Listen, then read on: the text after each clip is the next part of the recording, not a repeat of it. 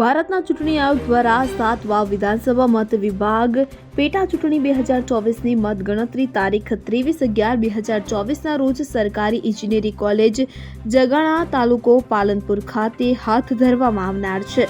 મતગણતરીની પૂર્વ તૈયારીઓના નિરીક્ષણ માટે જિલ્લા ચૂંટણી અધિકારી મિહિર પટેલે જનરલ ઓબ્ઝર્વરની ઉપસ્થિતિમાં મતગણતરી કેન્દ્રની મુલાકાત લઈને તમામ વ્યવસ્થાઓનું નિરીક્ષણ કરીને જરૂરી સૂચનો કર્યા હતા।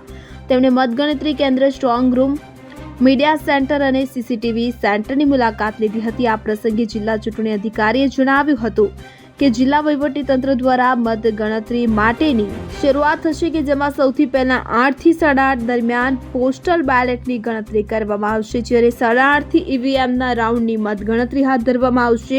આ મુલાકાત વેળાએ નાયબ જિલ્લા ચૂંટણી અધિકારી, સુઈગામ પ્રાંત અધિકારી સહિતના અધિકારીઓ ઉપસ્થિત રહ્યા હતા।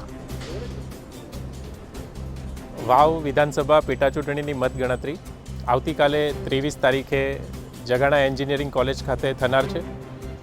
ચૂંટણી ગણતરી માટેની તમામ જે તૈયારીઓ છે જિલ્લા વહીવટીતંત્ર દ્વારા પૂરી કરી દેવામાં આવી છે।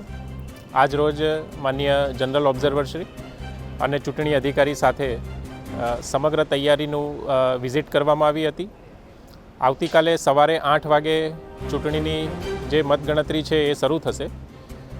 8 થી 8:30 પોસ્ટલ બેલેટની ગણતરી થશે અને 8:30 બાદ 8:30 થી ઈવીએમના જે રાઉન્ડ છે એની મતગણતરીની પ્રક્રિયા આવતીકાલથી શરૂ થનાર છે।